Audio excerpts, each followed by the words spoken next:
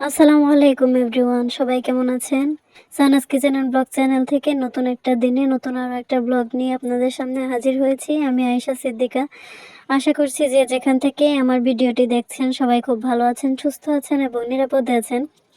আলহামদুলিল্লাহ, আল্লাহ তাআলার অশেষ রহমতে আমরা অনেক ভালো আছি। এটা ছিল বৃহস্পতিবার রাতের একটা ভিডিও। আমি শুক্রবারের জন্য হাঁসের মাংস রান্না করে রাখছি। নরমালি আমার শুক্রবারে রান্না করতে গেলে দেখা যায় অনেক লেট হয়ে যায়, অন্যান্য কাজ থাকে সবকিছু করে।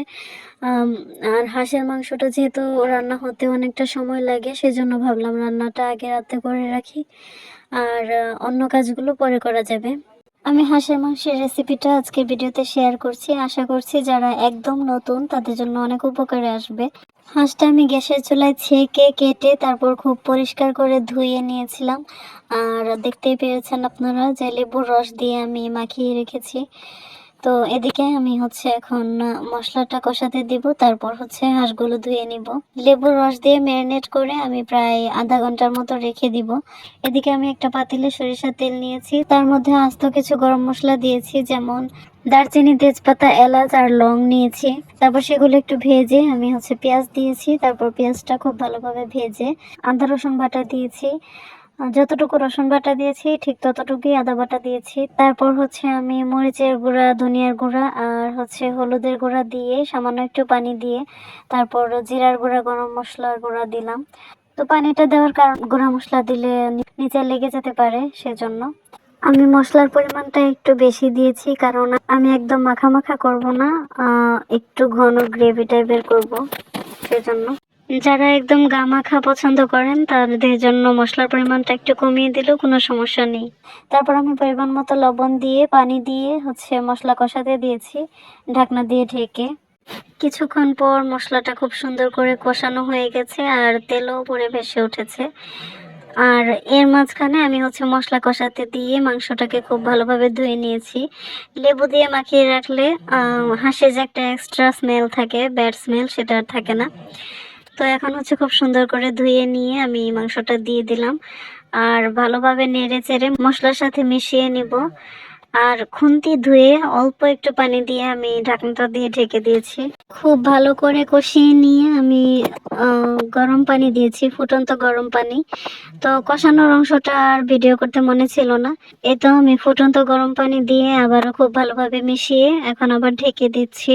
আর এদিকে আমি 3টা বড় বড় রসুন নিয়েছি। আজকে প্রথম আমি হাঁসের মাংসের রসুন দিচ্ছি, আস্ত রসুন। এমনিতে আমি রসুনের কোয়া খোসা ছাড়িয়ে দেই বেশ অনেকটা পরিমাণ, কিন্তু আজকে ইচ্ছে করলো যে আস্ত রসুন দিয়ে রান্না করি। আগে কখনো আমি আস্ত রসুন দিইনি, তার কারণ আমি রসুন যখন ছিলতে যাই বা কাটি তখন ভেতরের অংশটা বেশিরভাগ সময় ময়লা বের হয়, মানে শুকিয়ে গেলে যেমন একটু শুকনো ময়লা থাকে সেরকম থাকে, সেজন্য ভয়ে আর দিই না। তো এবারের রসুনগুলো মোটামুটি বেশ ভালো ছিল, সেজন্য দিলাম।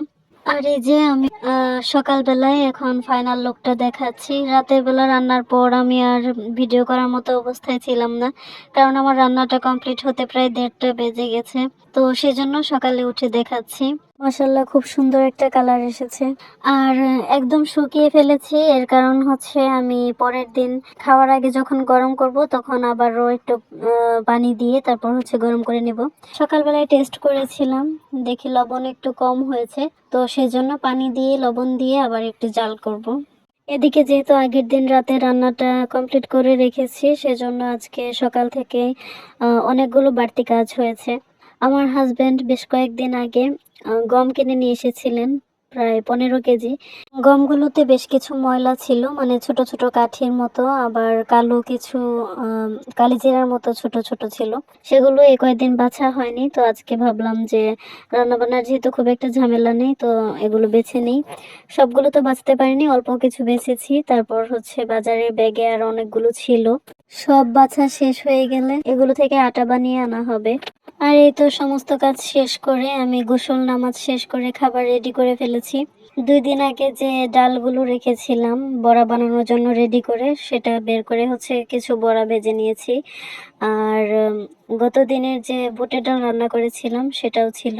তো আজকে হচ্ছে দুপুরে এগুলোই খাওয়া হবে, সাথে ক্ষীরা, লেবু আর কাঁচামরিচ নিয়েছি। কাঁচামরিচটা আমার জন্য নিয়েছি, আমার হাজব্যান্ড কাঁচামরিচ খেতে পারেন না। আমিও ঝাল খুব বেশি খেতে পারি না, মাঝে মাঝে একটু শখ করে নিই। আর এই 2টা কাঁচামরিচ খেতে গিয়ে আমার একদম কান গরম হয়ে গেছে।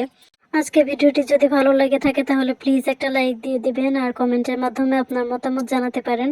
আর আমাকে সাপোর্ট করার জন্য আমার চ্যানেলটিকে সাবস্ক্রাইব করে রাখতে পারেন। আজকের মতো এখানেই বিদায় নিচ্ছি, সবাই ভালো থাকবেন। আল্লাহ হাফেজ, আসসালামু আলাইকুম।